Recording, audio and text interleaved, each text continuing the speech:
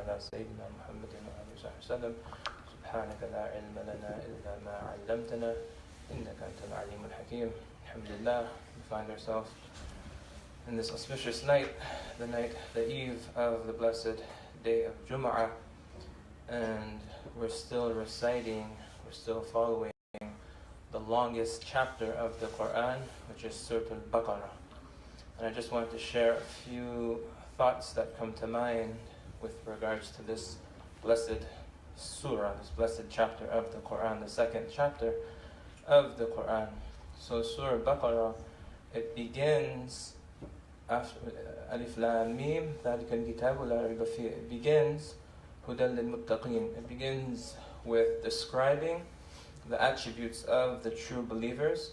So there's 5 verses that talk about the attributes of who are those who truly believe in this great book. And then it mentions 2 attributes of the disbelievers, and then it goes on to mention about 15 or more attributes of those who are hypocrites. And if you think about it from a different perspective, Allah is addressing our hearts, because there's different types of hearts. So the heart of the true believer is pure and radiant, and the heart of the disbeliever is dark and sealed, and then the heart of the hypocrite is inverted and has sicknesses and diseases. And humanity, generally speaking, will fall into one of these 3 archetypes or these 3 categories. And then Surah Baqarah, it goes on to talk about the people of the book, specifically the Jewish nation that came before us, Bani Israel. And this chapter itself, Surah Baqarah, is named after an incident that occurred between Musa and his people.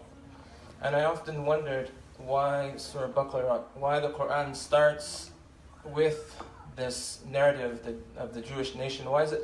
How would an outsider who doesn't know anything about Islam, if he read the Quran and then he saw that it's talking about the Jewish nation, what would come to his mind? And why exactly, not exactly, but what's the wisdom behind having that story right there so early in the Quran? And the thought that came to my mind in response to this is that it's a continuum, and also it's a chronology of religious archetypes. So the first main religious idea, or one of the major ones, is the Jewish Musa's people, right? The Jews, and there's archetypes and the stories that happen to them and the things that relate to them. And that's why the Surah Al-Baqarah is named with regards to something that occurred in that nation, as I mentioned. And then you'll find that Surah Ali Imran, you'll find the story of Isa mentioned there. So then it's transitioning, right, to the Christian narrative and how we understand that and how we understand the events that happened with Sayyidina Isa. And then if you continue, you'll find that in Surah Al-An'am, it goes on to the Mushrikeen. And it discusses a lot of the things that the Mushrikeen, the idolaters of Mecca, were involved with. And then after that, Surah At-Tawbah discusses the hypocrites. So you can see it, one way perhaps that you can see it, is that it's bringing us through these stages. So someone might approach the Quran and they have these archetypes that are kind of, or they might be of Jewish background, and they'll understand things how Allah wants us to understand and clarify things. And then the Christian background, and they'll understand things according to the intent of Allah. And then the Mushrikeen, and then they'll understand that. And then the hypocrites, and they'll move beyond that, and hopefully they'll be amongst the true believers. And also, again, it's a continuum, and you'll find that this is one of the reasons why they mentioned that the Prophet ﷺ, why did he go to Jerusalem in the Isra or Mi'raj? What's the wisdom behind going to Jerusalem specifically? And one of the wisdoms behind that is that it's like the passing of the baton, right? From the children of Ishaq to Ismail. Now it's going on to the Prophet ﷺ, which was with Bani Israel previously. So that's just one thought that came to mind with regards to Surah Al-Baqarah, and it talks a lot about the Bani Israel and things that relate to them. And then you'll find that later on, especially in this second chapter, second juz of the Quran, it gets into a lot of legal issues. So you'll find Allah talks about Sawm, fasting, and this is where you find the month of Ramadan mentioned, and that Hajj, and some of the details are some of the rulings are very detailed, and menstruation, and orphans, and divorce. and all of that. And one of the things that come to mind is, it's interesting because the Jewish people are very they're very legal based, right? They have their own Sharia, and it's interesting that it's juxtaposed with the sacred law, because we have our own Sharia and we have our own legal rulings. And that's just one thought that comes to mind. But what I want to point out here is that after Allah mentions all these legal rulings, I find something very interesting, is that a mega verse comes. And that's Ayatul Kursi. Right? And this is according to Imam Ghazali. He calls verses like this the red sulfur. And these verses are very almost esoteric. They're very, very rich in meaning. They're very spiritual. So Surah Baqarah, it's a very legal surah, but then you find one of the most powerful verses, Ayatul Kursi. And then you find the same thing in another very legal surah, which had a lot of legal rulings, Surah An-Nur. And then you have the verse, Allahu Nuru Samawati wal Ard. And then also you find in another, again, very legal, has a lot of legal rulings, the Surah Al-Hashr. And you find, Huwa Allahu alladhi la ilaha illa hu. So what I take from that, or what I see in that, is that there's a lesson in that for us, is that even though we have legal rulings and we have the outward Sharia, is that the haqiqah should always be in the Sharia. Is that the reality should always be in this Sharia, and that the spiritual path is seeing the sacred in the mundane.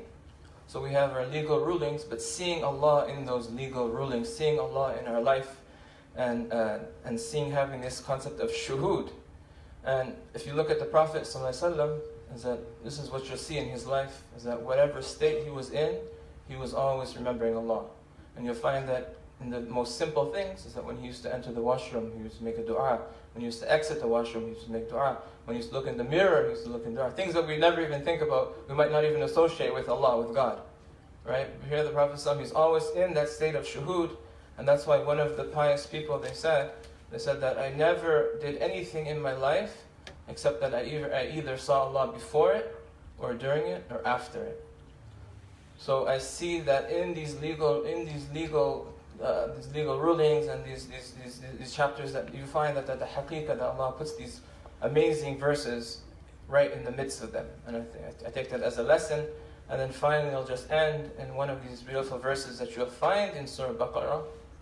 Is that Allah says in 198, if I'm not mistaken, وَإِذَا سَأَلَكَ عِبَادِي عَنِّي فَإِنِّي قَرِيبٌ. So again, there's a lot of legal verses going on, and the context behind them is that people are asking the Prophet ﷺ, what about this, what about this, what about this? And Allah says, قُل, say to them the response. قُل, say to them the response. And then Allah is giving the response. However, the companions, or some of the companions, came to the Prophet ﷺ, and they asked about dua and the relationship of dua. And when they were asked this, Allah took it upon himself to answer, and he didn't say to the Prophet ﷺ, say, rather he answered it directly. So he says, وَإِذَا سَأَلَكَ عِبَادِي عَنِّي فَإِنِّي قَرِيبٌ, is that when my slaves ask about me, then tell them that I am near, that I am close. And obviously this has a lot of meanings, but this is what we need to know, and we need to root in ourselves that Allah is qareeb, He's close. And we shouldn't think, as some people think, that we're over here and Allah is somewhere over there. Right? Allah is close, Allah is near, and we have to have this reality. And that's why they say a sign of a true sheikh is that he'll tell you that the spiritual path is easy, because Allah is near.